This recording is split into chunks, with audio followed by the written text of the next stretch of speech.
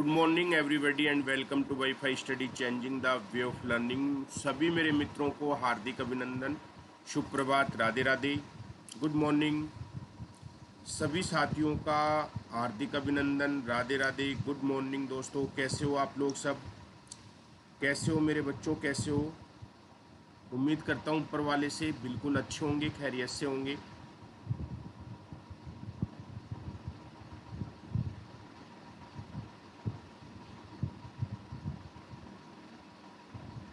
Radhe Radhe, good morning. Surendra, Rajesh, Madan, good morning everybody, good morning. अच्छे हो आप लोग?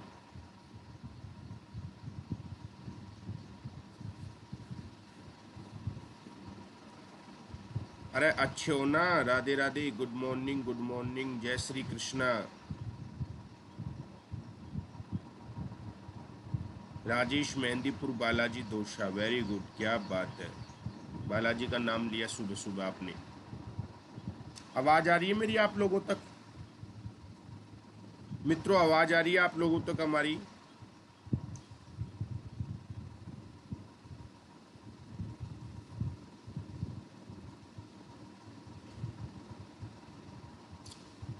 आज के करंट अफेयर्स के इस सेशन में आप सभी का हार्दिक अभिनंदन है दोस्तों। और चलिए अपन शुरू करते हैं अपनी बात को। तो कल आपको पीडीएफ मिल गई होगी। पीडीएफ आपको ग्रुप में मिल जाती है। मेरा टेलीग्राम ग्रुप है राजेंद्र शर्मा सर के नाम से। तो आप मेरे टेलीग्राम ग्रुप को वहाँ से पीडीएफ ले लिया करो। राजेंद्र शर्मा सर के नाम से टेलीग्राम ग्रुप है, वहाँ से आप पीडीएफ ले लिया करो। आवाज़ तो प्रॉपर आ रही है ना?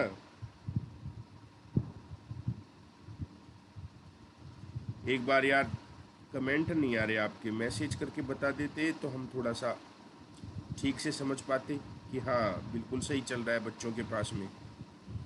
साथ के साथ में शेयर भी कर दिया करें अपने दोस्तों को, अपने ग्रुप्स में। क्लास शुरू होते शेयर कर दिया करो, पहले सबसे पहला काम यही किया करो। आवाज़ तो आ रही है मेरे दोस्तों?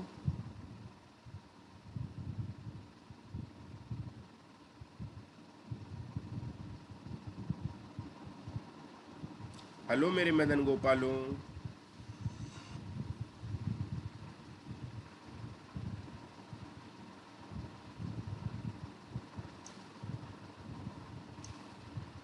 यार कुछ पता ही नहीं लग रहा कि आप कुछ कमेंट भी नहीं कर रहे, मेरे को कमेंट शो नहीं हो रहे।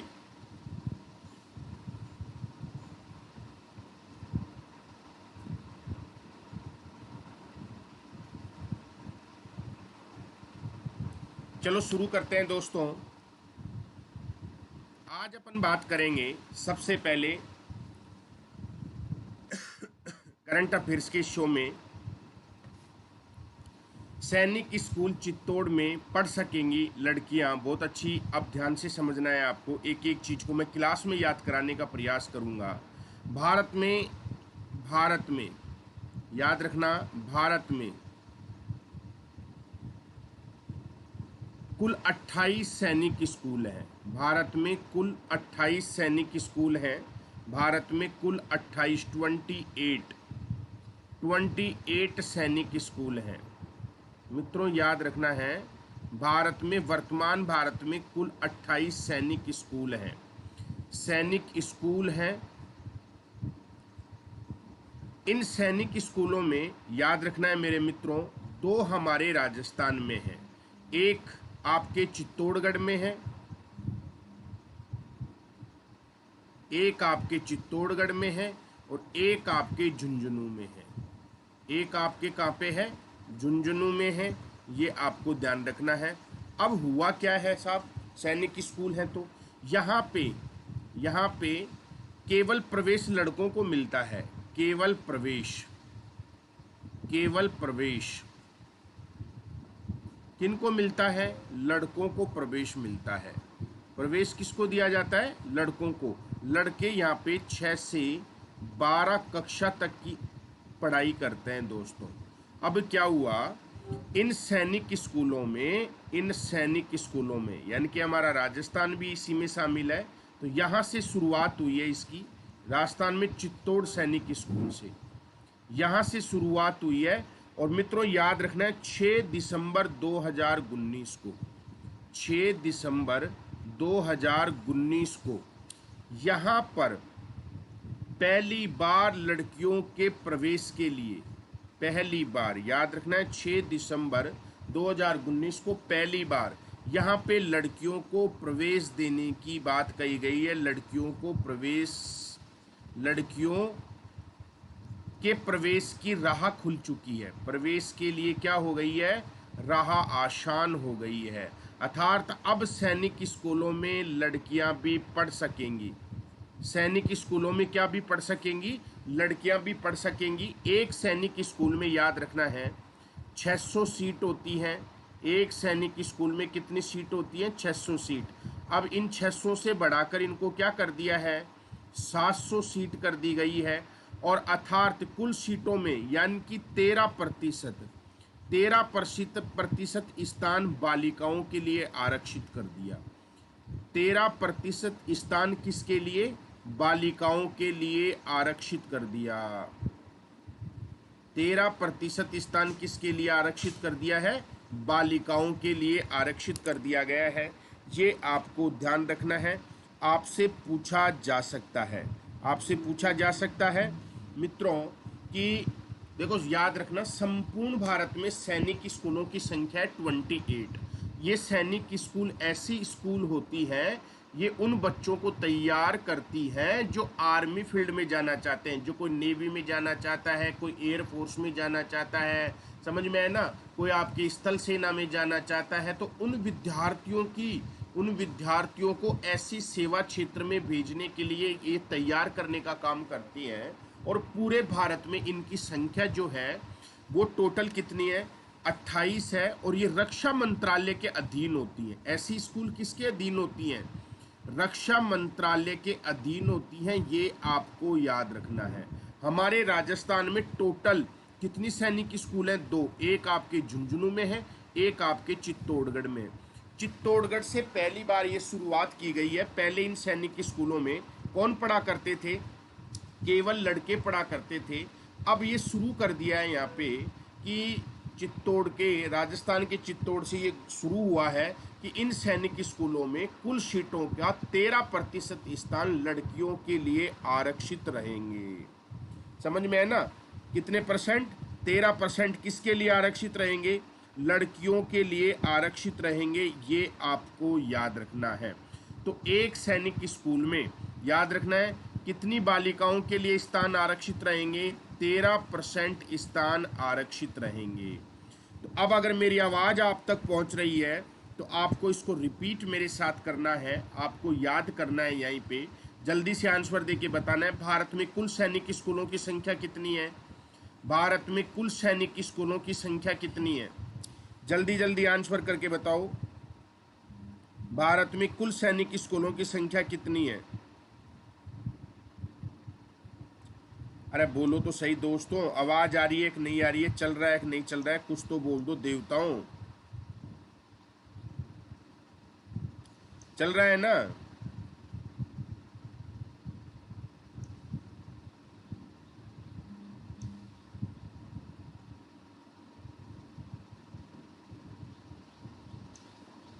अरे भाई एक बार कमेंट करके बोलो तो सही। कुछ सुनसान बैठ गए आप लोग तो। भारत में सैनिक स्कूलों की संख्या कितनी है? तो याद रखना है भारत में वर्तमान में सैनिक स्कूलों की संख्या 20, पहले 25, फिर 26, फिर 27, फिर 28। वर्तमान में सैनिक स्कूलों की संख्या भारत में कितनी है? 28, 28। इन सैनिक स्कूल में प्रवेश किनको मिलता था? लड़कों को प्रवेश दिया जाता था। प्रवेश किनको दिया जाता था? लड़कों को प्रवेश दिया जाता है। ये सैनिक स्कूल कौन सी कक्षा तक होती हैं? 6 से 12 तक होती हैं। एक सैनिक स्कूल में सीटों की संख्या कितनी है? 600 है। याद रखना है।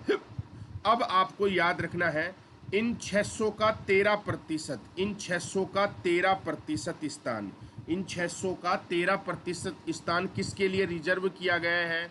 बालिकाओं के लिए आरक्षित किए गए हैं। अर्थात इन सैनिक स्कूलों में अब बालिकाएं भी पढ़ सकेंगी। राजस्थान में सैनिक स्कूल कितनी है? 2।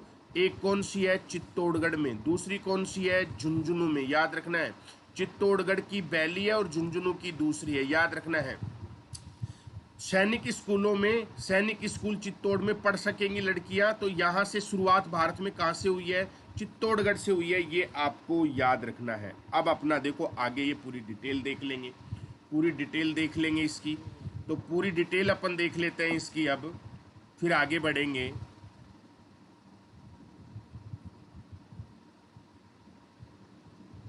साथ की साथ में याद करो, तनाव नहीं लेना है आप लोगों को, आराम से विदाउट तनाव याद करना है। 6 दिसंबर 2019 को, 6 दिसंबर 2019 को महिला सशक्तिकरण की दिशा में सैनिक स्कूल चित्तौड़गढ़ में, सैनिक स्कूल चित्तौड़गढ़ में लड़कियों के प्रवेश की राह आसान कर दी गई है। समझ में है ना? अब ये कोविड-19 लग गया, नहीं तो इसी साल प्रवेश हो जाता इन सैनिक स्कूलों में, इसी साल प्रवेश हो जाता मेरे मित्रों, इसी साल अपन है ना बालिकाओं का प्रवेश करवा देते। तो चित्तौड़गढ़ से याद रखना है।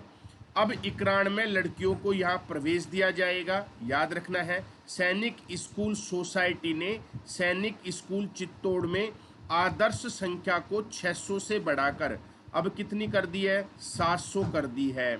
कुल सीटों का कितना परसेंट? 13%। कुल सीटों का 13%, यानी 91 सीटें लड़कियों के लिए रखी गई हैं। तो आपको याद रखना है मेरे दोस्तों, आपसे परीक्षा में प्रश्न यहाँ से पूछे तो उम्मीद करता हूँ कि अब आपका ये पूर्ण रूप से याद हो गया होगा सब चीज़ें। 6 दिसंबर 2019 को महिला सशक्तिकरण की दिशा में सैनिक स्कूल चित्तौड़ में लड़कियों के प्रवेश की राह आसान कर दी गई है।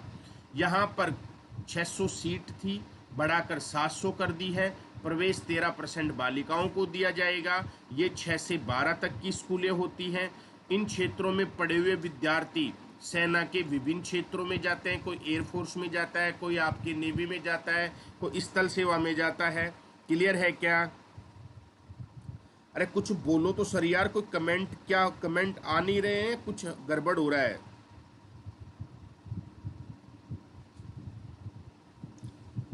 मेरे कुछ पता ही नहीं लग रहा है आज।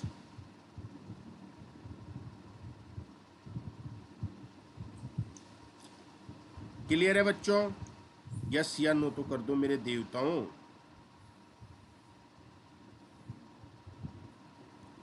अरे अन्नू कुंभावत, मैं कमेंट देख रहा हूँ। रीनू कुमारी, मैं देख रहा हूँ, लेकिन मेरे पास में कमेंट आ ही नहीं रहे हैं आप लोगों के। अब आना शुरू हुए हैं, अब कमेंट आए हैं, अब कमेंट आना शुरू हुए हैं। बस 2-4 हैं। महादेव का लाडला सर, बरसात आ रही है तो। अरे बरसात में कमेंट रुकते हैं क्या? कमेंट अब आना शुरू हुए हैं। महादेव के लाडला आ गया, अब भी कमेंट आना शुरू हुए हैं यार। इतनी देर से मैं सोच रहा था ये हो क्या रहा है यार, चल रहा है या नहीं चल रहा है, क्या हो रहा है। अब एक बार सभी अपने दोस्तों को भी शेयर करेंगे, अभी अपने ग्रुपों में शेयर कर दो यार। किस कोई भी आपके साथीगण हैं, कोई भी आपके चित परिचित हैं, कोई भी आपके यार दोस्त हैं, सभी बच्चे एक बार अपने अपने दोस्तों को शेयर कर दें, अपने अपने ग्रुप में शेयर कर दें। बिल्कुल, वेरी गुड। अब कमेंट आना शुरू हुए हैं। मैं सोच रहा था इतनी देर से हो क्या रहा है। चलें आगे, नेक्स्ट। अब बात करेंगे इंदिरा रसोई योजना। एक एक चीज को समझना है, रटना नहीं है। इंदिरा रसोई योजना, इस योजना ने स्थान किसका लिया है? याद रखना है, स्थान। इसने स्थान लिया है अन्नपूर्ण योजना का, अन्नपूर्ण योजना का, अन्नपूर्ण योजना का, अन्नपूर्ण योजना का। अन्नपूर्ण योजना बीजेपी गवर्नमेंट ने चलाई थी, बीजेपी सरकार ने चलाई थी, याद रखना है, बीजेपी सरकार ने चलाई थी। और इस अन्नपूर्ण योजना को 31 मार्च 2020 को बंद कर दिया। 31 मार्च 2020 को इसको बंद करके, इसको बंद करके, इसको बंद करके, बंद करके इसी के स्थान पर, इसी के स्थान पर, इसी के स्थान पर मेरे मित्रों क्या किया गया है? इसी के स्थान पर नई योजना, नई योजना, योजना क्या चला दी गई है कांग्रेस सरकार ने? इंदिरा रसोई योजना, इंदिरा रसोई योजना, इंदिरा रसोई योजना। याद रखना है कौन सी योजना चला दी है? इंदिरा रसोई योजना चला दी है। इस इंदिरा रसोई योजना में क्या होगा, 2 टाइम का आपको भरपेट भोजन, 2 टाइम आपको भरपेट भोजन मिलेगा, भरपेट भोजन, भरपेट भोजन मिलेगा। और इसकी रेट क्या रखी गई है, अगर आप केवल नाश्ता लेते हैं, केवल आप नाश्ता करते हैं तो 5 रुपये में, 5 रुपये में नाश्ता। और यदि आप भोजन खाते हैं तो 8 रुपये में भोजन, भोजन खाते हो तो कितने रुपए में भोजन मिलेगा, 8 रुपये में।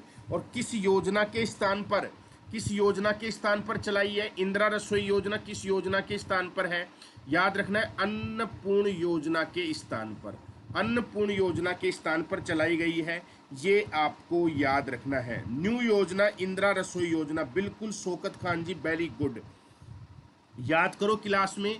इंदिरा रसोई योजना, इसने स्थान लिया है अन्नपूर्ण योजना का, जो बीजेपी सरकार ने चलाई थी। इस योजना को 31 मार्च को बंद कर दिया और इसी के स्थान पर नई योजना चला दी इंदिरा के नाम पर, इंदिरा रसोई योजना। और इसमें उचित रेट पर, कम पैसों में गरीब लोगों को 2 टाइम का भरपेट भोजन मिलेगा। यदि आप नाश्ता करते हो तो 5 रुपये में और भोजन करते हो तो 8 रुपये में। ओके है सब कुछ। अब देख लो, अब आपके सामने है, अब बिल्कुल आपके सामने एक एक चीज मैं क्लियर कर देता हूं, दिख रहा होगा आपको सब कुछ। राजस्थान सरकार द्वारा राज्य के आर्थिक रूप से, राजस्थान सरकार के द्वारा राज्य के आर्थिक रूप से कमजोर वर्ग को कैसा शुद्ध, शुद्ध का मतलब देखो क्या नाम दिया है, शुद्ध पौष्टिक, शुद्ध पौष्टिक भोजन उपलब्ध कराने के उद्देश्य से इंदिरा रसोई योजना प्रारंभ की गई है। कौन सी योजना प्रारंभ की गई है, इंदिरा रसोई योजना प्रारंभ की गई है, ये आपको ध्यान रखना है। इस योजना के माध्यम से दिन में 2 बार, दिन में कितनी बार, 2 बार, और किस रेट में, रियासती रेट में, यानी कि सस्ती दर पर भोजन की व्यवस्था उपलब्ध कराई जाएगी। अब 2 बार में अगर देखो आप केवल नाश्ता लेते हैं, नाश्ता, तो नाश्ता में आपको कितना रुपए देना पड़ेगा, ओनली 5 रुपये में नाश्ता। और यदि आप भोजन खाते हो, भोजन, भोजन के लिए आपको कितना रुपए देना पड़ेगा, 8 रुपये। देखो ये आराम से सब खा रहे हैं, ठीक है। और ये अशोक गहलोत जी यहाँ से कहाँ से शुरू कर दिया इसको, ये रथ कहाँ से भेज दिया, जयपुर से शुरू कर दिया साहब, जयपुर से शुरू कर दी इस योजना को। और राजस्थान, संपूर्ण राजस्थान में लागू कर दी है, संपूर्ण राजस्थान में लागू कर दी है, ये आपको याद रखना है। हमें ध्यान देना चाहिए कि राज्य सरकार की पूर्ववर्ती अन्नपूर्ण रसोई योजना को 31 मार्च 2020 को क्या कर दिया है, बंद कर दिया गया है। और अन्नपूर्ण रसोई योजना के स्थान पर राजस्थान सरकार ने इंदिरा रसोई योजना की क्या कर दी है, शुरुआत कर दी है। ओके है क्या, क्लियर, अरे क्लियर है क्या, अरे अब क्लियर है क्या, यस या नो, क्लियर है सब कुछ। जयपुर, बिल्कुल, जहां आप पूरे राजस्थान में चल गई, ये पूरे राजस्थान की योजना है। और इसको हरी झंडी जयपुर से दिखाई थी, इस रथ को जयपुर से हरी झंडी दिखाई है, जयपुर से रथ को हरी झंडी दिखाई है, ये आपको याद रखना है। क्लियर। अब यार शेयर भी कर दिया करो, अपने दोस्तों को शेयर कर दिया करो साथ के साथ में, बच्चों अपने साथ साथ में। 31 मार्च 2020 इसी दिन को समाप्त करके लिखा हुआ है ये, और इसी दिन से ये योजना चलाई है, इसको समाप्त कर दिया और इसी के स्थान पर है ना ये नई योजना शुरू कर दी है। 31 मार्च 2020 के स्थान पर ही इस योजना की क्या हुई है, शुरुआत हुई है। नेक्स्ट, अब बात करेंगे अपन आगे। इंदिरा रसोई योजना आपकी क्लियर हो गई है, सब चीजें क्लियर, बिल्कुल। इसकी शुरुआत 31 मार्च 2020 को, ध्यान रखना 31 मार्च 2020 को हुई है, याद रखना है आपको। चले आगे, और ये जयपुर से, बिल्कुल, वेरी गुड। अब दूसरी बात, कोविड-19 प्रबंधन सूचकांक, याद रखना है केंद्र सरकार ने, केंद्र सरकार ने, ये ध्यान से समझना है, हमारी केंद्र सरकार ने, फिर मैं आगे दिखा दूंगा, हमारी केंद्र सरकार ने कोरोना का, कोरोना कोरोना के लिए राज्यों का विश्लेषण सूचकांक जारी किया। राज्यों का विश्लेषण सूचकांक जारी किया है। राज्यों का क्या जारी किया है? विश्लेषण सूचकांक, कि कौन से राज्यों में मरीजों की संख्या कम है और कौन से राज्यों में मरीजों की संख्या ज़्यादा है। कौन से राज्यों में मरीजों की संख्या कम है और कौन से राज्यों में मरीजों की संख्या ज़्यादा है। समझ में है ना? इसमें याद रखना है मेरे मित्रों, हमारा जो राजस्थान है, राजस्थान याद रखना है। इसमें हमारा राजस्थान टॉप 10 में कौन से नंबर पर है? नंबर 1 है। टॉप 10 में नंबर 1 है। अर्थात यहाँ पे कोविड-19 में अन्य राज्यों में मरीजों के डबलिंग होने की जो टाइम है वो 12 दिन है। यानी कि कितने दिन में डबल हो जाते हैं मरीज? 12 दिन में। लेकिन हमारे राजस्थान में ये डबलिंग टाइम कितना दिया हुआ है? 18 दिन दिया हुआ है। हमारे राजस्थान में ये डबलिंग जो हमारे राजस्थान में है ना, याद रखना है डबलिंग टाइम कितना दिया हुआ है? डबलिंग टाइम दिया हुआ है 18 दिन। मेरे बच्चों, अरे 12 नंबर पर है, 12 पे नहीं है पल्लवी। राजस्थान फर्स्ट नंबर पर है, टॉप 10 में 1 नंबर पर है, याद रखना है। तो अभी मैं बात करता हूँ आपके सामने, ध्यान से समझना है, फिर सोलर पार्क समझाऊंगा आपको। ये लो कोविड-19 के बारे में एक एक चीज़ को अच्छे से क्लास में याद कर लो। करंट को पढ़ने पे ज़्यादा वो नहीं करना। केंद्र सरकार द्वारा कोविड-19 समझ में है ना, कोविड-19 प्रबंधन सूचकांक के तहत 10 राज्यों के विश्लेषण में राजस्थान प्रथम स्थान पर रहा है। अब आपसे क्वेश्चन, मैं इसका टेस्ट भी लूंगा। ये अभी आपका है ना, मैं इसका मंडे टू फ्राइडे पढ़ाकर सैटरडे हमेशा इस करंट का टेस्ट लिया करेंगे। मंडे टू फ्राइडे पढ़ाएंगे, सैटरडे को डेली टेस्ट लिया करेंगे। कल आपका टेस्ट होगा करंट अफेयर्स का, कल मॉर्निंग में आपका टेस्ट होगा। जो पढ़ा है उसी से संबंधित क्वेश्चन पूछे जाएंगे। तो याद रखना है राजस्थान प्रथम स्थान पर है। इस रिपोर्ट के अनुसार कोविड-19 महामारी का डबलिंग टाइम का मतलब होता है पॉजिटिव रोगियों की संख्या के दुगने होने का समय। जहां देश में 12 दिन है, भारत में कितने दिन है? 12 दिन। वहीं राजस्थान में कितने दिन है? 18 दिन है। वहीं राजस्थान में कितने दिन है? 18 दिन है। ये आपको याद रखना है। क्लियर है क्या? सर थोड़ा फास्ट पढ़ाओ। फास्ट में मज़ा नहीं आता, क्लास में याद होना चाहिए मेरे बच्चे। क्लास में रिपीट करो, याद करो। और सब्जेक्ट पढ़ने के लिए घर पे टाइम देना। करंट अफेयर्स को क्लास में, राजस्थान का जो भी पढ़ रहे हो क्लास में याद करो, क्लास में याद करो। फास्ट पढ़ने से मज़ा नहीं आएगा। फास्ट पढ़ के है ना अमेरिका जाना है क्या आपको? भाई फास्ट पढ़ के अमेरिका थोड़ी जाएगा तू, यहीं रहना है। नेक्स्ट अगर मैं बात करूं आपके सामने तो एक चीज़, विश्व का सबसे बड़ा सोलर पार्क कहाँ बन गया है? भडला जोधपुर में। याद रखना है भडला जोधपुर में। विश्व का सबसे बड़ा सोलर पार्क कहाँ बना है? भडला जोधपुर में। समझ में है ना? और इसको यहाँ पे दर्जा इसको किसने दिया है? दर्जा किसने दिया है? मेरकॉम इंडिया कंपनी ने इसको विश्व का सबसे बड़ा सोलर पार्क का दर्जा दिया है।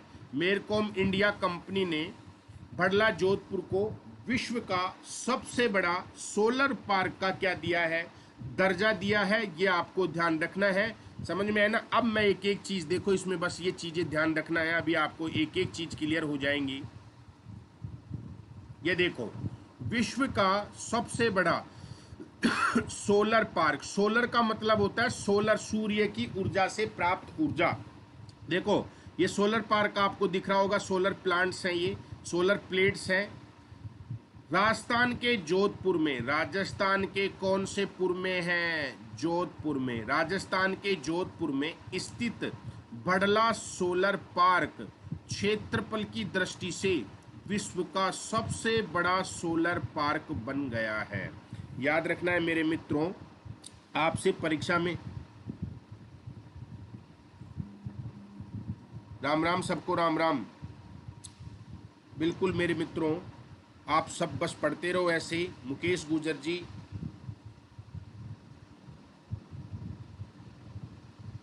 Very good.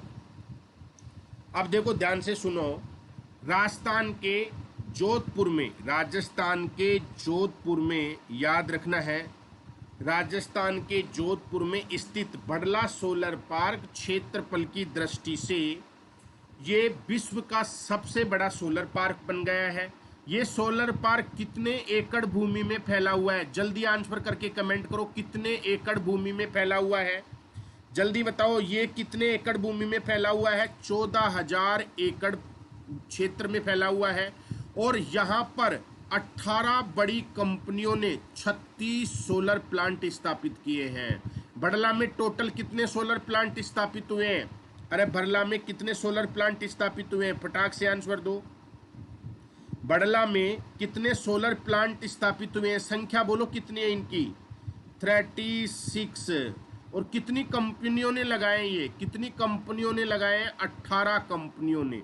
18 कंपनियों ने, याद रखना है मेरे दोस्तों कि 18 कंपनियों ने जोधपुर में बड़ला में 36 सोलर प्लांट स्थापित किए हैं। और यहाँ इस सोलर पार्क की कुल उत्पादन क्षमता कितनी है? कुल उत्पादन क्षमता कितनी है इसकी? 300 मेगावाट। याद रखना है, कुल उत्पादन क्षमता कितनी है इसकी? 300 मेगावाट। याद रखना है, 300 मेगावाट इसकी उत्पादन क्षमता है। मैरकॉम इंडिया कंपनी के द्वारा, मैरकॉम इंडिया संस्था के द्वारा बड़ला को विश्व का सबसे बड़ा सोलर प्लांट घोषित किया गया है। इससे पूर्व, यानी कि हमारे राजस्थान में जोधपुर के बड़ला से पहले विश्व का क्षेत्रफल की दृष्टि से सबसे बड़ा सोलर प्लांट कौन सा था? कर्नाटक के तुमकुर जिले में पावागढ़ सोलर प्लांट। याद रखना है। अरे भाई, इससे पहले विश्व का सबसे बड़ा क्षेत्रफल की दृष्टि से जो सोलर प्लांट था उसका नाम था पावागढ़ सोलर प्लांट। और पावागढ़ कहाँ पे है? कर्नाटक में। ये कितने में फैला हुआ था? ये फैला हुआ था 13,000 एकड़ क्षेत्र में फैला हुआ था। बोलो क्लियर है क्या? अच्छा बताइए, बड़ला से पहले विश्व का क्षेत्रफल की दृष्टि से सबसे बड़ा सोलर प्लांट कौन सा था? तो आंसर क्या दोगे आप? Pavagadh solar plant. क्लियर है क्या? नेक्स्ट अगर मैं बात करूं, अब बात करेंगे सुपोषित माँ अभियान की। सुपोषित माँ अभियान, देखो नाम से पता चल रहा है, दिख रहा होगा, सुपोषित माँ अभियान। सिंपल चीजों में ध्यान देना है, सिंपल चीजों में आपको मैं आसानी से समझा दूंगा। सुपोषित माँ अभियान, इस योजना की शुरुआत कोटा से हुई है। इस योजना की शुरुआत राजस्थान में कहाँ से हुई है? कोटा से। और कब की है? 1 मार्च 2020 को। 1 मार्च 2020 को इस योजना की शुरुआत हुई है। और इस योजना की शुरुआत का उद्देश्य क्या था? राजस्थान को या भारत को कुपोषण मुक्त बनाना।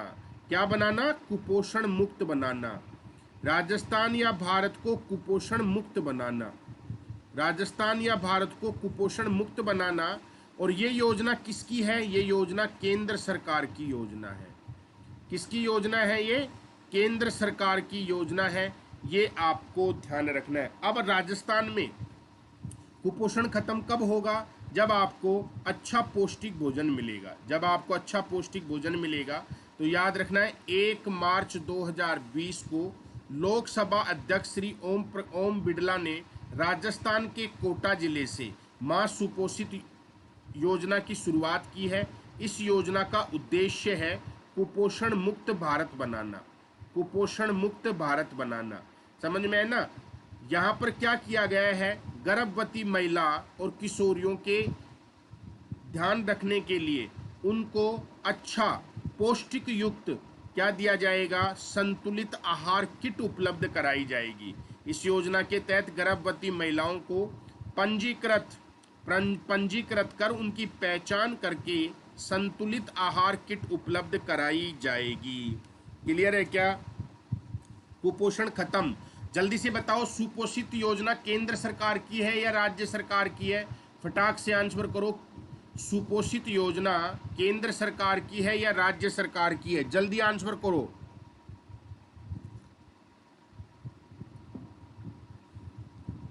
Central government, very good.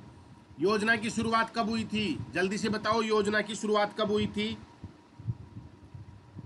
योजना की शुरुआत कब हुई थी?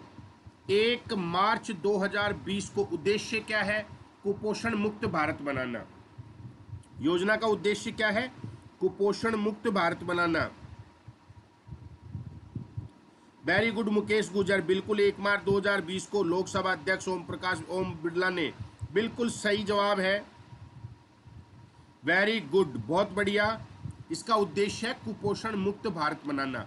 और इसके तहत क्या मिलेगा? लड्डू मिलेगा, पंजीरी मिलेगी, दलिया मिलेगा, क्या मिलेगा? एक संतुलित किट मिलेगी गर्भवती महिलाओं को। संतुलित किट जिसमें उनके अच्छा आहार संतुलित भोजन उनको प्राप्त हो सके। वेरी गुड, बहुत बढ़िया।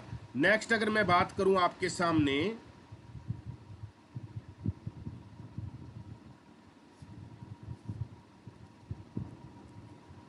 नेक्स्ट अपन चर्चा करते हैं अगली योजना की, निरोगी राजस्थान स्कीम। अगला है निरोगी राजस्थान स्कीम, याद रखना है। निरोगी राजस्थान स्कीम राजस्थान में 17 दिसंबर 2019 को हर व्यक्ति के स्वास्थ्य के लिए निरोगी राजस्थान स्कीम लागू हो गई है। इसके तहत जो बूढ़े आदमी होते हैं, बुजुर्गों के लिए फ्री स्वास्थ्य सेवा व उनकी जांच के लिए कार्यक्रम चलाए गए हैं। ये आपको याद रखना है। तो पहली बात तो याद रखना है आपको, जो आपके निरोगी राजस्थान योजना है, निरोगी राजस्थान जो योजना है, अगर आपसे पूछे कि निरोगी राजस्थान स्कीम की शुरुआत कब हुई है? 17 दिसंबर 2019 को, याद रखना है। और ये योजना किसके लिए है? किसके लिए है ये याद रखना है, बुजुर्गों के लिए है। बुजुर्ग, ये योजना बुजुर्गों के लिए है, बूढ़ों के लिए है।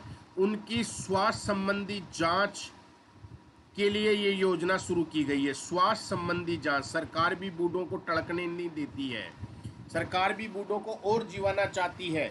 अरे भाई उम्र हो गई तो अब चलने दो, उनको बसने दो, याद रखना है। तो निरोगी राजस्थान स्कीम प्रदेश में 17 दिसंबर 2019 से हर व्यक्ति के स्वास्थ्य के लिए निरोगी राजस्थान स्कीम लागू हो गई है। इसके तहत बुजुर्गों के लिए फ्री स्वास्थ्य, देखो बूढ़ों का तो फ्री में ही जांच होगा, सब कुछ जांच होगा। और जो आपके जवान भाई हैं उसकी 2-4 रुपए की पर्ची कट सकती है।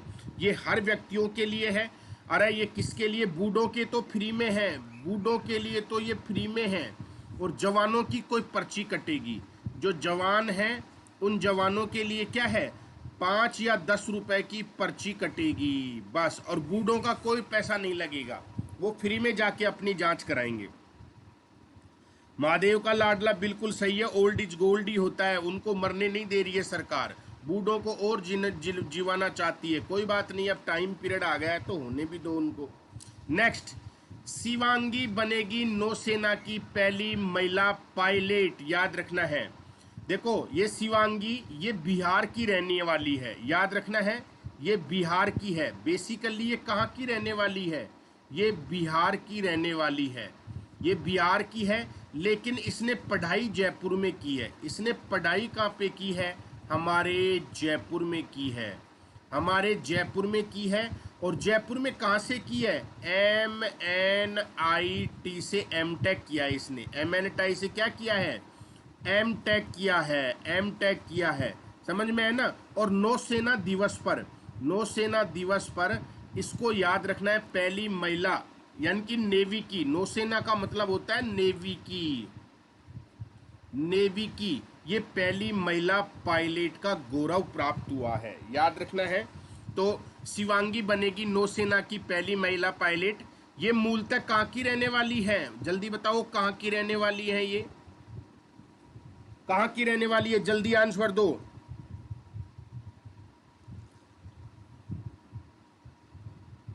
अरे कहाँ की रहने वाली है? मूलतः बिहार की रहने वाली हैं, याद रखना है। और इन्होंने MNIT से M.Tech किया है, MNIT से M.Tech किया है, यानी कि इनमें पढ़ाई कहाँ की है, इन्होंने जयपुर में पढ़ाई की है। बजाज नगर चौराहे के पास में है ना, थोड़ा सा आगे MNIT, वहां से इनने M.Tech किया है। 4 दिसंबर 2019 को नौसेना दिवस पर, अब आपसे यह भी पूछा जा सकता है नौसेना दिवस कब मनाया जाता है। नौसेना दिवस मनाया जाता है 4 दिसंबर को। नौसेना दिवस कब मनाया जाता है, 4 दिसंबर को। तो 4 दिसंबर 2019 को नौसेना दिवस पर पहली महिला पायलट का गौरव प्राप्त हुआ है। पहली महिला पायलट का गौरव इनको क्या हुआ है, प्राप्त हुआ है। क्लियर है। 4 दिसंबर 2019 को नौसेना दिवस पर पहली महिला पायलट का गौरव इनको प्राप्त हुआ है। ये नेवी की फर्स्ट महिला पायलट है संदीप, वेरी गुड। नेवी की पहली महिला पायलट है, वेरी गुड, बिल्कुल करेक्ट है। अगला, रेनू जयपुर मंडल की पहली महिला गार्ड बनी है, याद रखना है। रेनू, अरे रेनू मंडल की है ये, रेनू मंडेल मत कर देना, वो गाना गाने वाली मत कर देना। रेनू जयपुर मंडल की पहली महिला गार्ड, यानी कि दिसंबर 2019 को बांदीकुई की रहने वाली रेनू जोनवाल को जयपुर की पहली महिला गार्ड बनाया गया है। जयपुर की पहली महिला गार्ड बनाया गया है, जयपुर मंडल की पहली महिला गार्ड है। जयपुर मंडल के गांधीनगर रेलवे स्टेशन को देश का पहला मेन लाइन स्थित महिला स्टेशन का भी खिताब मिल चुका है। यानी कि गांधीनगर रेलवे स्टेशन ऐसा रेलवे स्टेशन है जहां पे सब कर्मचारी वर्कर कौन होंगी, महिला होंगी। तो याद रखना है, पहला याद रखना, रेनू जोनवाल कहाँ की है, रेनू जोनवाल कहाँ के रहने वाली है, ये बांदीकुई की है। रेनू जोनवाल बांदीकुई की रहने वाली है, याद रखना है। और इनको जयपुर मंडल का, जयपुर रेलवे मंडल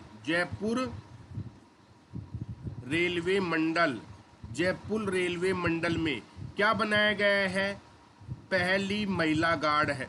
पहली महिला